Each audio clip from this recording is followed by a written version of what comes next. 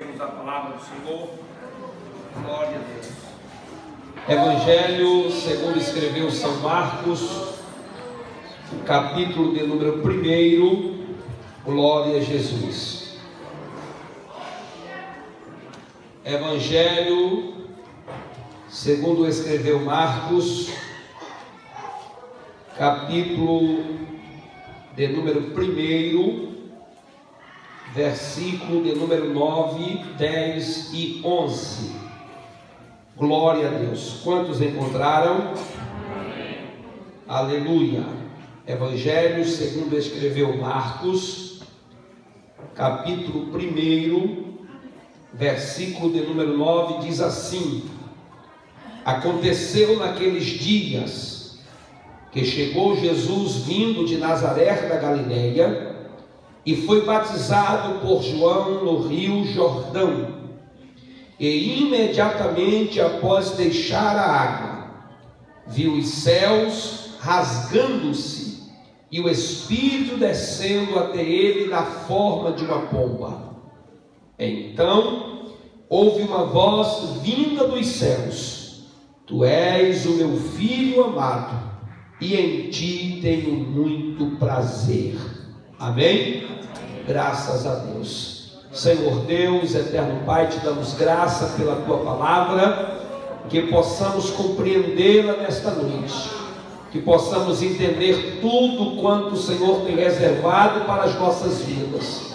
Nos dá compreensão e aplica a tua palavra às nossas vidas, Pai, em nome de Jesus. Amém?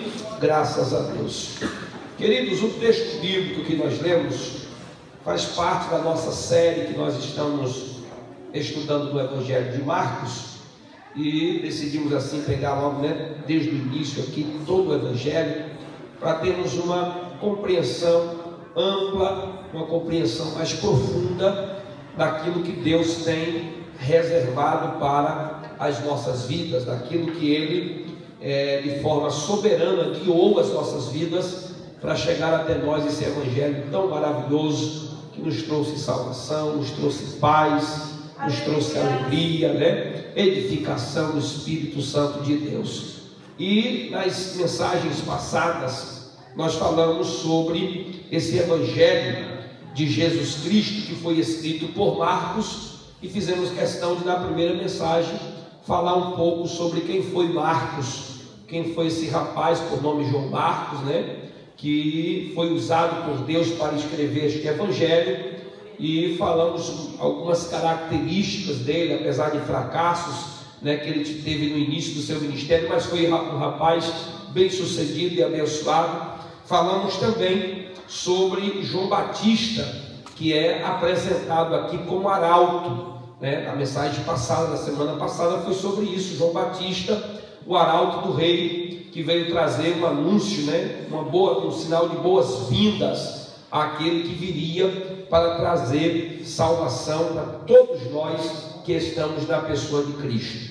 Quando nós olhamos essa maneira introdutória, essa maneira como Marcos ele começou a escrever o seu Evangelho, nós percebemos que ele está apresentando alguém, e ele faz questão de dizer: princípio do Evangelho de Jesus Cristo, o Filho de Deus. Quando ele diz que Jesus Cristo, ele está usando o termo aqui Cristo, que é uma palavra lá do Antigo Testamento, que está ligada a ungido, e uma outra versão é o Machia, é aquele que é o Messias, o enviado de Deus.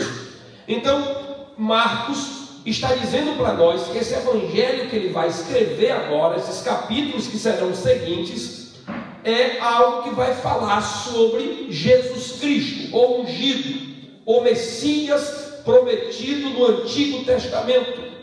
E ele agora vai nos dizer também que ele é o Filho de Deus. Então ele está dando um título, ele está dando um nome, ele está dizendo que essa pessoa que ele vai falar é alguém importante, é alguém que não é comum. Está falando de alguém que é o ungido, o Messias, é alguém que é o Filho do próprio Deus, que veio cumprir profecias do Antigo Testamento. Então ele não está escrevendo sobre um general, ele não está escrevendo sobre um gladiador, ele não está escrevendo sobre um centurião, um soldado, sobre um rei comum, sobre uma pessoa comum. Ele está escrevendo acerca de Jesus Cristo, o Filho de Deus. Essa é a primeira parte, o primeiro versículo. Se você olhar depois a sequência, ele vai mostrar algumas coisas que nos garante de que quem ele está falando é de fato a pessoa que ele está dizendo que é. Ele vai nos dar, tipo, vamos dizer assim, credenciais. Ele vai nos dar características, alguma coisa que identifica que aquela pessoa de fato é quem ele diz que é. Por exemplo, quando você às vezes recebe uma carta de recomendação de alguém, essa pessoa que vai para uma outra igreja, ele chega ali com aquela carta, ele chega com a credencial. A gente sabe que ainda hoje isso é possível ser falsificado, mas a gente vai olhar a legitimidade daqueles documentos para ver se aquela pessoa diz que ela é quem ela diz que é, né?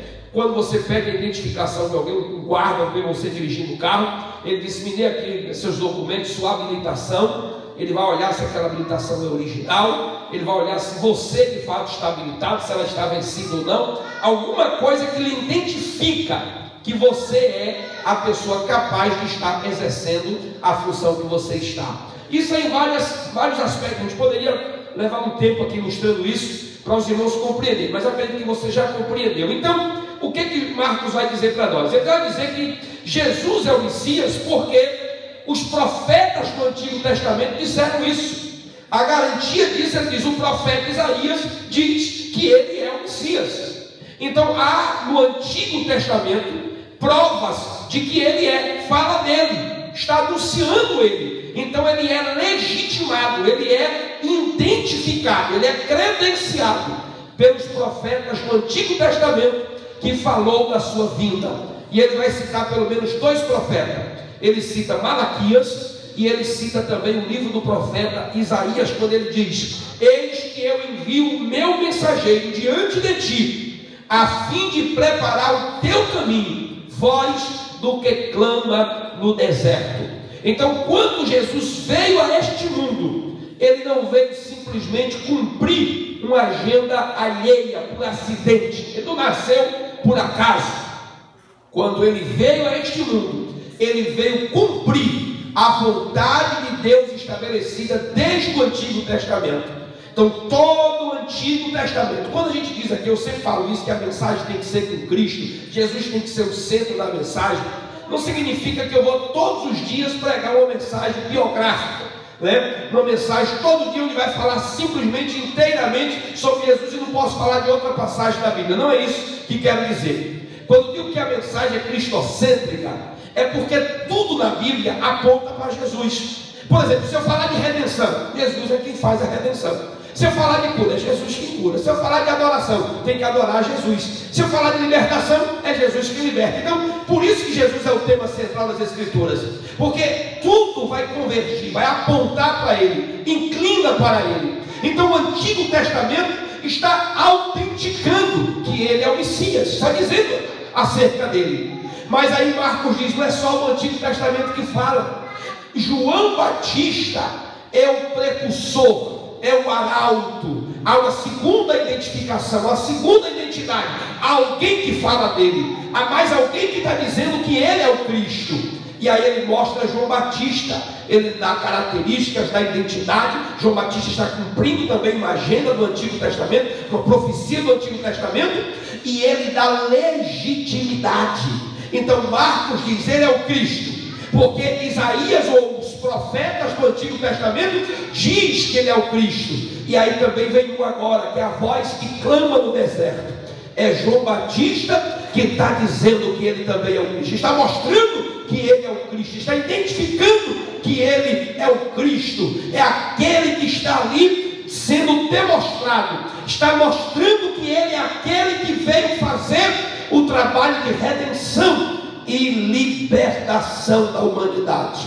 Quantos estão compreendendo esta palavra? Diga glória ao nome de Jesus. Aleluia. Se não bastasse, nós temos aqui a voz de Marcos, a voz do Antigo Testamento, nós temos também a voz de João Batista, e nós temos a voz do próprio ministério de Jesus.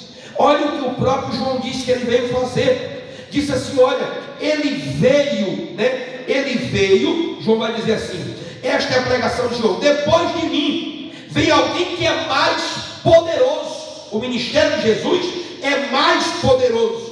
Eu nem sou digno de desamarrar as correias da sua sandália, porque eu batizo com água, mas ele vos batizará com o Espírito Santo. Então o que identifica aqui? O poder do ministério de Jesus era maior do que o de João e maior do que qualquer outro profeta que antecedeu. A Bíblia diz que o ministério de Jesus era uma característica de que ele era o Messias.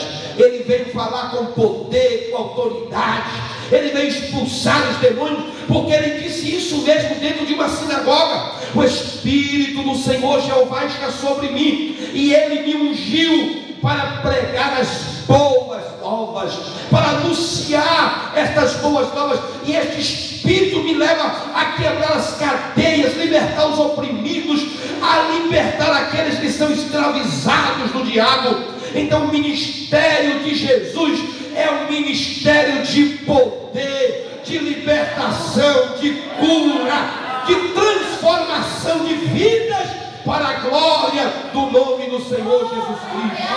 Aleluia. Oh, glória a Deus. A história diz que naquela época tinha as sinagogas, e naquelas sinagogas tinha uma cadeira reservada que era para o ancião sentar, e uma outra cadeira era reservada para o Messias. Era uma cadeira que não ficava ocupada. E a história diz que eles tinham ali, né, o rolo que era usado para ler. Hoje a nossa Bíblia é toda dividida em capítulo e versículo, que é, né, algo que foi fabricado, feito pelas editoras, que facilitou muito. Se eu dissesse para os irmãos: leia Isaías capítulo 60, vocês achariam o capítulo 60 na maior rapidez.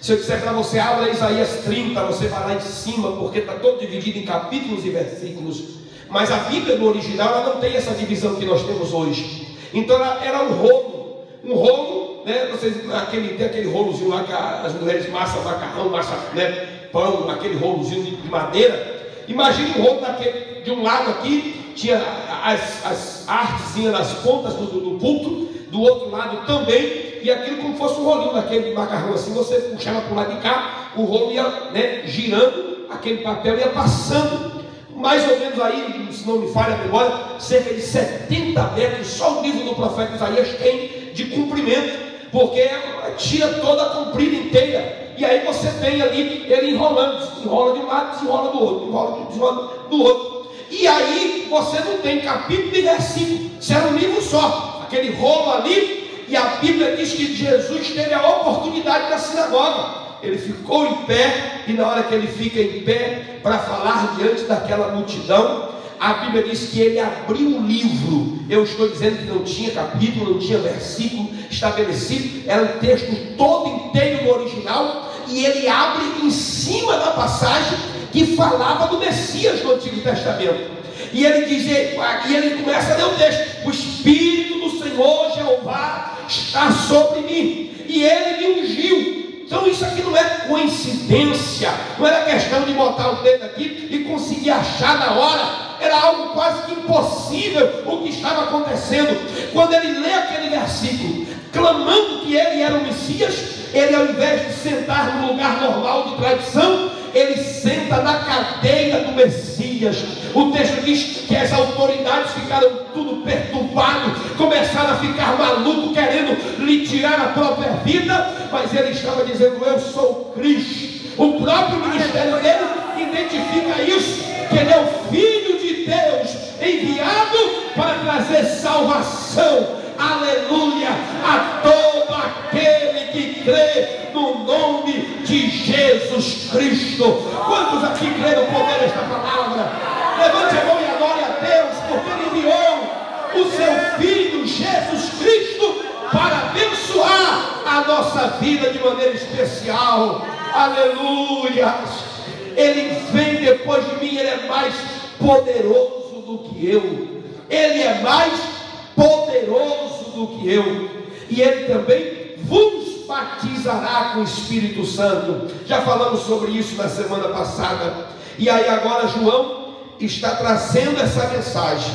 E a Bíblia diz que aconteceu naqueles dias que chegou Jesus. Jesus tinha aqui cerca dos seus 30 anos de idade, pois essa é a idade que dá para nós entendermos quando Lucas fala isso. Ele surge ali com o seu ministério aos 30 anos de idade. Esses 30 anos de Jesus, até os 30 anos, não há registros muitos, minuciosos do que ele estava fazendo, onde estava, por onde andou, mas acredito que estava em Nazaré, ali trabalhando junto com José. A Bíblia não fala nada. Se a Bíblia fica quieta, a gente fica quieto também, né? Onde a Bíblia não fala, a gente também não fala. Não adianta ficar especulando, como alguns querem arrumar lendas, histórias, e vão para lugares onde a Bíblia não fala. E a Bíblia diz simplesmente que há um registro, que quando pequeno, teve que andar por algumas regiões, foi até o Egito, para escapar com a própria vida. Depois Lucas registra ele apresentando-se no templo com 12 anos de idade, que ele se perdeu lá no meio da multidão daquela festa da Páscoa, e foi ali para aquela festividade, não retornou com os pais ficaram preocupados me procurando, até que o encontrou dentro do templo no meio dos doutores. A não ser esse registro, não temos muitas coisas a saber, só sabemos que o José era carpinteiro, e Jesus também exercia, pelo que se dá a entender em próprio Marcos capítulo 6, exercia também esta profissão junto ao pai, trabalhando na carpintaria. E aí a Bíblia diz que aos 30 anos de idade ele se apresenta agora para ser batizado por João. A Bíblia diz que quando João viu ele no meio da multidão, João o identificou e disse: eis aí o Cordeiro de Deus que tira o pecado do mundo. João identificou ele, dizendo, apontou para a multidão e disse que ali naquele meio daquela multidão tinha pessoas ali, várias pessoas, eram multidões que estavam ali. A Bíblia chega a usar a expressão de todo o povo, para dizer que era muita gente que estava indo ouvir João e receber o seu batismo. Mas João não batizava qualquer pessoa, todo mundo que quisesse ir. Houve fariseus que chegou ali, ele não batizou, Ele disse: vocês não arrependeram de verdade, não, então vocês não podem batizar. O arrependimento de vocês é falso, então vocês não podem se batizar. Então você observa que João não era dizer que batizava de qualquer jeito, todo mundo, que havia critérios também lá. João identificava que aquela pessoa não tinha se arrependido, e aí a pessoa não era batizada. E aí no meio daquela multidão ele aponta e diz que ali estava o Cordeiro de Deus que tira o pecado do mundo, que tira a iniquidade dos homens. Era mais uma vez João autenticando o ministério, dando autenticidade, dizendo: aí está o Cristo, aí está o prometido de Deus, aí está aquele que vem tirar o pecado da humanidade. E a Bíblia diz que então Jesus chega para se batizar. E nós falamos na semana passada que o batismo é uma identificação do arrependimento. O batismo é para identificar as pessoas, para que as pessoas possam proclamar, divulgar, publicar para o mundo, declarar para o mundo que estão arrependidos dos seus pecados. Mas em caso de Jesus aqui, como nós vamos explicar isso? Primeiro que você tem que entender que a própria Bíblia vai dizer que ele nunca conheceu o pecado. A Bíblia diz que em tudo ele foi tentado e não pecou jamais. Então Jesus, se ele não pecou, se ele não errou nenhuma vez, se ele não cometeu nenhuma falha, por que ele estava agora se batizando? Por que ele chega até João e quando ele pede para ser batizado, o próprio João diz: eu não sou digno de te batizar. Não, eu não tenho condição de desatar as suas sandálias, de desamarrar as suas alparcas.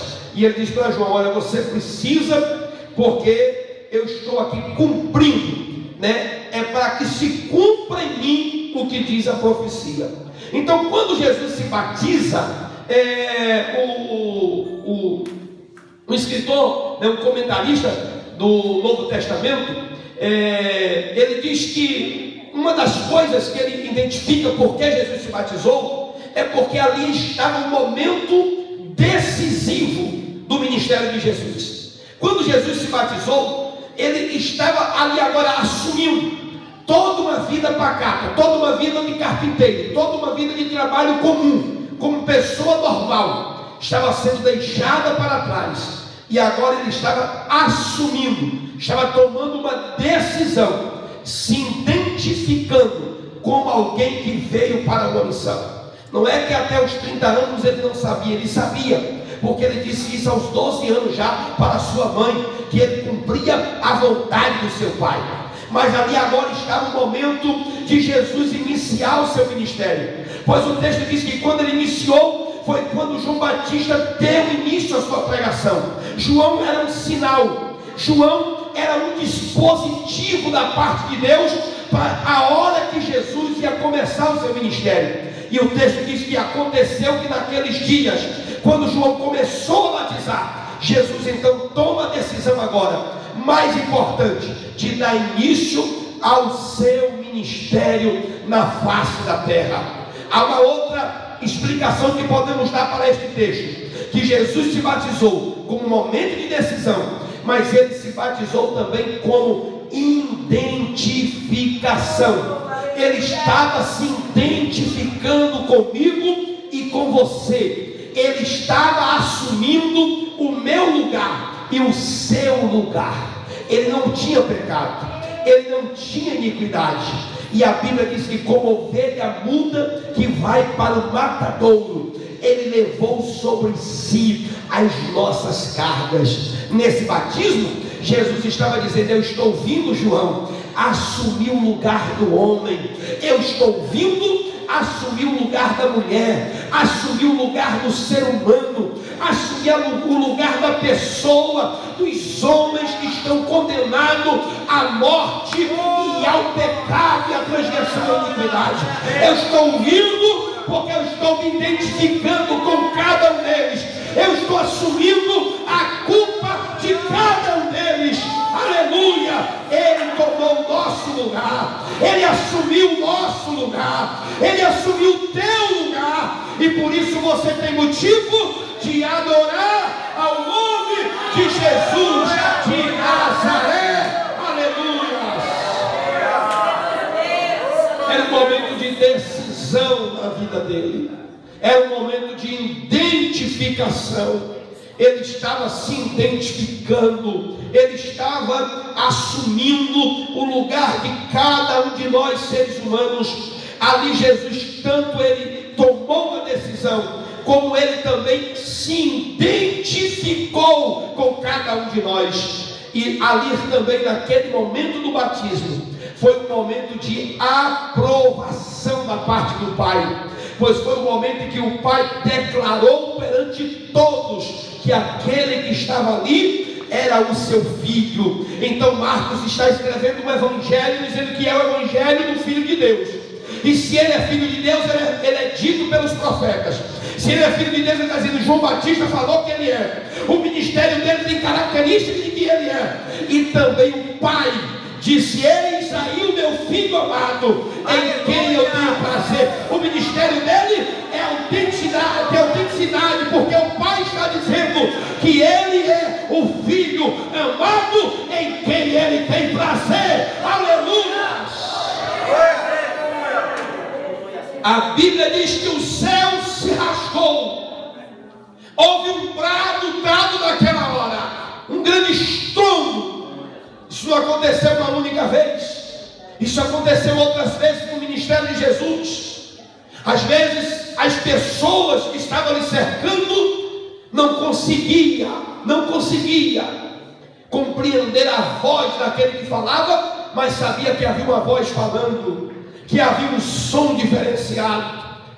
Ele batizou várias pessoas com 30 anos de idade. Jesus não foi o primeiro mancebo, não foi a primeira pessoa que João batizou. O texto diz que ele batizava várias pessoas. As pessoas vinham em multidão para ser batizadas, as pessoas corriam para receber o batismo de Jesus. Agora chega um, e aí há uma discussão entre eles, né? Uma discussão entre João, uma discussão no bom sentido da expressão. Rapaz, eu não posso te batizar, não sou digno de te batizar. Não, você vai me batizar porque eu, né? E todo aquele convencimento. E na hora que João o mergulha nas águas, que o tira das águas, eu entendo o mergulho, né? Porque é uma característica nossa do batismo por imersão. E mergulhou, quando ele sai das águas, está saindo das águas, a Bíblia diz que ali houve a manifestação da Trindade, porque a voz do Pai, o Pai diz: eis aí o meu filho, e o Espírito Santo desceu de uma forma de uma pomba, e o próprio Cristo está ali presente. É a manifestação da Trindade, dizendo, dando início à obra da redenção e recuperação do homem no ministério terreno de Jesus Cristo. Aleluia! O Pai estava dizendo: este é o meu filho, este é o meu filho, este é o meu filho. É o Cristo que morreu para dar a vida a todo aquele que crê em Jesus Cristo. Era um momento de decisão, era um momento de identificação, era um momento de aprovação, mas era um momento também, meu querido, de capacitação da parte de Deus, pois a Bíblia diz que ele foi cheio do Espírito Santo. Lógico e claro, eu entendo muito bem que Jesus era 100% homem e 100% Deus. Como Deus, ele não precisava se capacitar, mas como homem, a Bíblia diz que o Espírito do Senhor repousou sobre ele. O Espírito desceu, não foi uma pomba que desceu ali, que fique bem claro, foi da forma de uma pomba. O Espírito tomou a forma de uma pomba e desceu sobre ele. E quando desceu sobre ele, estava lhe ungindo, lhe capacitando, lhe dando as credenciais necessárias para fazer a obra do Pai. Aleluia! É por isso que nós pregamos, e chame, eu gosto de quem não gostar, mas a Bíblia está recheada disso. Nós precisamos ser cheios do Espírito Santo para fazer a obra, para pregar o Evangelho, para anunciar a Cristo aos quatro cantos desta terra. Assim como Jesus foi cheio, a sua igreja também é cheia do Espírito Santo de Deus. Oh, glória a Jesus! Quantos creem nessa palavra? Quantos creem nessa palavra essa noite? Glória a Jesus! O Espírito Santo estava ali capacitando, o Espírito Santo estava ali enchendo, lhe revestindo de poder e autoridade, para que ele começasse. A partir dali, o texto diz que o Espírito levou ele para o deserto, o Espírito trouxe ele para a Galileia. Jesus não fez uma agenda própria, ele não cumpriu a sua própria vontade, ele ia aonde o Pai lhe enviava, ele ia aonde o Pai estava lhe conduzindo. Em todos os lugares que Jesus ia, era a direção do Pai para com a vida dele. Aleluia! Quando todo mundo pensava que ele ia morrer, ele disse: calma, não está no momento. Ele sabia o que estava fazendo. Na hora que queria livrar ele, ele disse: agora não tem mais jeito, já chegou a minha hora. Ele estava completamente na agenda de Deus, cumprindo a vontade de Deus. Aí chega uns abençoados por aí, dizendo que Jesus morreu por acidente, que não conseguiu concluir o seu ministério. Mentira, porque não sabe ler a Bíblia. A Bíblia diz que ele veio na plenitude dos tempos para cumprir a vontade do Pai. Aleluia! Veio para morrer em morte, e morte de cruz, e nos trazer vida em abundância. Aleluia! Ah, ele morreu por acidente. Não, meu irmão, está enganado. Não leram a Bíblia ainda. O próprio Pedro ficou confuso com isso. Ele disse: eu tenho que morrer, eu vou morrer. Você morre não, o senhor não precisa ir. Eu chego a minha hora, não morre não, o senhor fica aqui com a gente. A gente faz até um barraquinho para o senhor, faz um barraco aí para Moisés, faz um barraco para Elias, e o senhor fica morando aqui com a gente, faz umas barracas aqui. O senhor acampa e disse: não, Pedro, eu vim para cumprir a vontade do meu Pai. Eu sou igual a semente de trigo. A semente de trigo, se plantar e não morrer, fica lá sozinha, não vai nascer o pé de trigo. Mas se morrer, ou quando morre, ela dá muitos frutos. Aleluia! Jesus estava dizendo que ele sabia para o que ele veio. Ele veio para isso, para esse sacrifício eterno. Ele veio para esse sacrifício, aleluia, que era trazer vida aos homens. Quem pode adorar ao nome de Jesus? Ele estava tão guiado na direção do Espírito Santo, tão guiado na direção do Espírito, que no jardim do Getsêmani, quando ele estava orando, ele disse: Pai, que não seja feito a minha vontade, mas a tua vontade. Aleluia. Quando ele estava na cruz, ele disse: Pai, em tuas mãos eu entrego o meu espírito. Era dependência total do Pai. É por isso que o Pai vai dizer assim, duas declarações fortes. O Pai diz sobre ele aqui nas águas, diz: este é o meu filho amado. Este é o meu filho amado. Tem coisa melhor do que o filho amado do Pai? Deus não mandou Jesus porque era um filho que dava problema. Diz: eu vou mandar esse menino aí, porque esse menino eu não gosto muito dele, me dá muito trabalho, deixa eu mandar ele para lá para ver se ele fica longe de mim para pirraçar outro lá na terra. Não, Jesus é a maior prova do amor de Deus.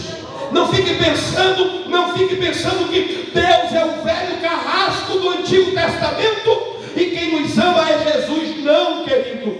Jesus é a demonstração do amor do Pai. Ele é o Filho amado. João não teve palavras para dizer desse Filho amado. Diz que ele amou o mundo de tal maneira que deu seu Filho unigênito, o único Filho que ele tinha. Ele deu por nós, para que nós tivéssemos a vida eterna. Aleluia.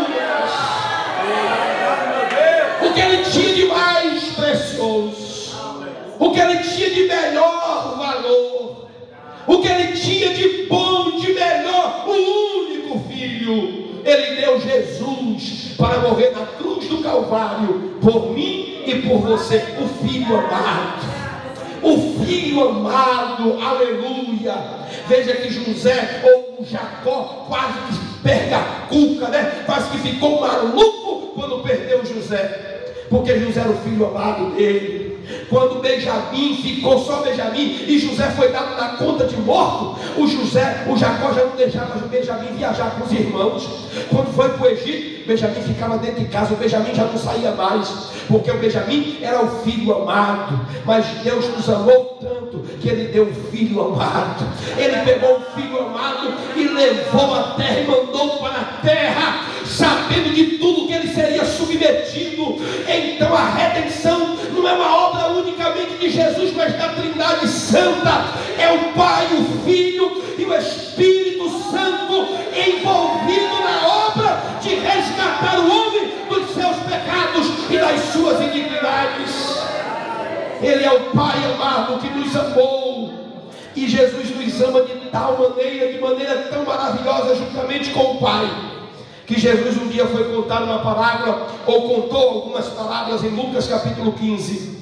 O texto diz que ele estava ali naquele momento ministrando, e tinha vários pecadores com eles, publicanos, os prostitutos, os adultos lhe cercando, e Jesus ministrando a palavra de Deus para aquelas pessoas. Eles olhando, sabe, ele disse que é mestre, que é sábio, que é ungido, com esse povo tudo à volta dele, e começaram a murmurar. E aí Jesus contou a parábola da dracma. Alguns dizem que é a mesma parábola colocada sobre três perspectivas diferentes. Outros dizem que são três parábolas, mas com a mesma finalidade. Mas você vai ver que na parábola da dracma, ou das 100 ovelhas, o pastor deixa 99 no aprisco e vai buscar a ovelha que estava perdida. O pastor não contou conversa, contou, tem 99, está faltando uma. Ele saiu correndo para buscar aquela ovelha que estava perdida. Quando aquele pastor encontra aquela ovelha perdida, ele faz uma festa. Aí Jesus disse: olha, havia também uma mulher que ela tinha 10 dracmas. Ela estava lá naquele momento com suas dracmas. Ela perdeu uma dracma, e ela ali agora se pôs a procurar, pegou a lamparina, iluminou a casa, varreu a casa, arrumou tudo até achar aquela dracma. E quando encontrou, chamou as amigas e fez uma festa, contando que havia recuperado a dracma perdida. Aí Jesus torna a continuar a história, sem parar nenhum momento, dizendo: olha, havia também um homem que tinha 2 filhos. O filho mais velho pediu tudo que tinha, sua parte da herança, saiu, gastou tudo, voltou, foi perdoado. O pai fez uma festa. O filho mais velho ficou todo zanzinga, todo nervoso do lado de fora. O pai saiu da festa e foi lá fora buscá-lo e disse: venha participar também, se alegrar conosco, porque este meu filho estava morto, mas reviveu, estava perdido, mas foi achado. Nós pregamos muito essas parábolas, pregamos sobre a dracma, pregamos sobre a ovelha perdida, pregamos sobre o filho pródigo, pregamos sobre o irmão do pródigo, mas a grande ênfase de Jesus é porque que ele, sendo santo, estava de junto de pecadores. E aí ele foi dar a justificativa, porque o pastor aqui é um representante de Deus, porque a mulher aqui na dracma é uma representante de Deus, porque o pai aqui na palavra do filho pródigo também é um representante de Deus. Eles amou aqueles que estavam perdidos de tal maneira que deu, aleluia, o seu filho e saiu à procura de cada um desses que estava perdido para encontrá-lo. Este é o meu filho amado, aleluia. Quem está entendendo esta palavra, diga glória a Jesus. E eu já quero terminar ainda dizendo mais ainda. Nestas 3 parábolas você vai encontrar também Deus dizendo que o pastor que perdeu uma ovelha, ele perdeu quantos por cento? 1%. Não é isso? Perdeu uma ovelha, 100 ovelhas, perdeu 1%. Na dracma ele perdeu, tinha 10, perdeu uma, perdeu 9, né? Ficou com 9, perdeu uma, ficou com quantos por cento aí que ele perdeu? 10%. Na primeira parábola ele havia perdido 1%. Na segunda parábola ele estava perdendo quanto? 10%. E na terceira parábola ele tinha 2 filhos e perdeu 1. Estava perdendo 50%. E em todos os lugares, em todas as parábolas, o pai não mediu esforço e foi buscar 1%, 10% e os 50%. E por último até os 50% que estava garantido ficou por fora da festa, e o pai buscou. Esse é o Deus que ama a sua igreja, que ama os seus filhos, que ama o seu povo. Ele procura todos aqueles que estão perdidos para lhe dar vida e vida em abundância. Aleluia. E ele diz mais: este é o meu filho amado. Mas não é só amado, é o filho em quem eu tenho prazer. É o filho que eu tenho prazer, ou dá prazer na minha alma. Porque a gente sabe que qualquer um dos irmãos aqui, você ama seus filhos? Ama, todo mundo ama seus filhos. Sim ou não? Nós amamos os nossos filhos. Eu amo meus filhos. Você ama os seus filhos. Mas pode ter aquele filho que a gente ama e apesar de ser amado, não dá prazer. Tem ou não tem? Pode ter aquele filho amado, que o pai diz: eu estou vivendo umas angústias com esse rapaz, tenho vivido umas angústias com essa moça, tenho vivido umas angústias, ele tem me feito sofrer. Tem, né, eu fico orando de madrugada, passo horas e horas, e claro, por esse filho, porque aquele filho não dá prazer. E aí o pai está dizendo aqui: este é o meu filho amado, em quem a minha alma tem prazer. É o filho que está cumprindo a minha vontade. Não é por acaso que ele veio, é o filho em que minha alma se deleita. Aleluias. É o filho em que eu tenho prazer. Aleluias. Jesus é o filho que cumpriu a vontade do Pai. Em tudo ele foi obediente, jamais deixou de orar, total dependência. Era o tempo todo orando, era o tempo todo pedindo ao Pai direção, era o tempo todo fazendo a vontade do Pai. Quando alguém questionava, ele dizia: eu estou fazendo a vontade de papai. Por que o senhor faz assim? Porque a vontade de papai, eu vim cumprir a vontade de papai. O papai me mandou fazer, o pai me mandou pregar, o pai me mandou libertar. Ele era o filho que dava prazer ao seu pai. Aleluia. Este é o Cristo maravilhoso. Quem é que pode adorar a Ele? Oh, glórias. Eu gostaria que você agora adorasse o nome de Jesus. Adore este Cristo que deu a vida por mim, deu a vida por você. Adore esse Cristo que deu a vida por todos nós. Nos trouxe vida e vida em abundância. Esse é o Filho amado, em quem eu tenho prazer, prazer, prazer. Aleluia! Oh, glória a Jesus. Oh, glória a Jesus. Você poderia agradecer a Deus por esse Filho amado que Ele mandou para nós. Você poderia agradecer ao Pai, dizendo: Pai, muito obrigado. Muito obrigado porque o Senhor me amou assim. O seu filho, que o Senhor tinha como autoestima, um filho prazeroso no coração do Pai. Oh, glória a Jesus! Oh, glória a Jesus! Oh, glória a Jesus! E a Bíblia diz que o Espírito Santo desceu naquela hora. O Espírito Santo também deu autenticidade àquele ministério. O Espírito Santo pairou sobre Jesus, e o Espírito Santo tomou um símbolo de uma pomba. Uma pomba tão simples, um animal tão simples, veio sobre ele, repousou sobre ele. É um sinal, um símbolo de uma pomba. O Espírito Santo não é uma pomba. Foi a forma corpórea, apresentou-se num formato, numa forma. E a Bíblia diz que quando pairou sobre ele, não tinha uma melhor forma para o Espírito Santo vir do que a forma desse animal tão dócil, tão meigo, tão simples, né? Sem nenhuma agressividade, simplicidade total. Jesus chegou a dizer que nós fôssemos simples como a pomba. O ministério de João, que era um ministério que antecedia Jesus, era aquele ministério forte, agressivo, né?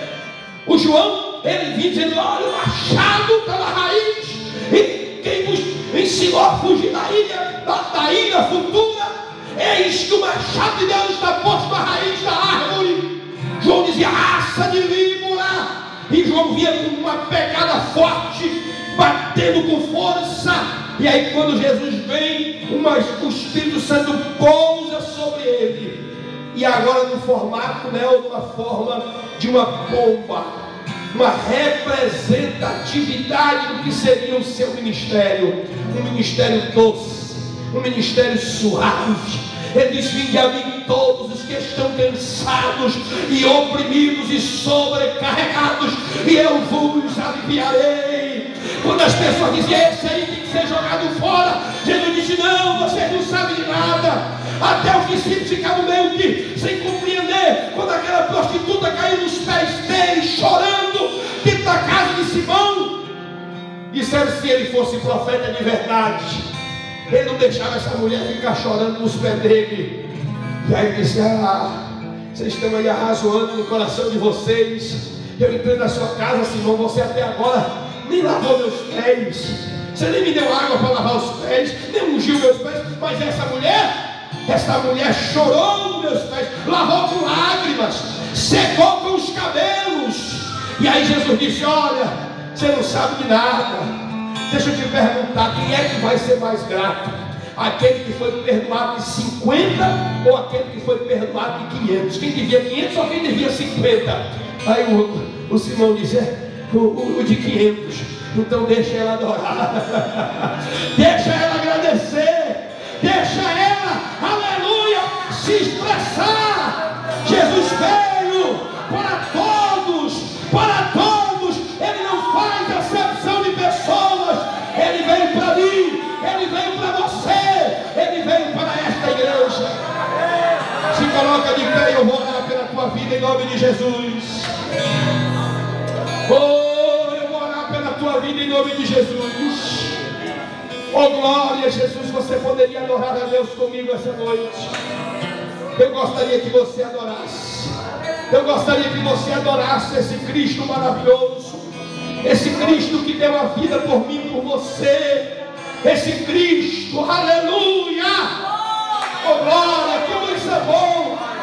E amou de tal maneira, Ele nos amou de maneira sobrenatural, de maneira tremenda, maravilhosa. Esta noite você poderia louvar esse Cristo maravilhoso. Vamos louvar o Senhor como Deus enviou, pode ser? Aleluias. Deus enviou o seu Filho amado. Vamos cantar ao Senhor agora. Eu gostaria que toda a igreja agora adorasse ao nome de Jesus de Nazaré. Aleluia.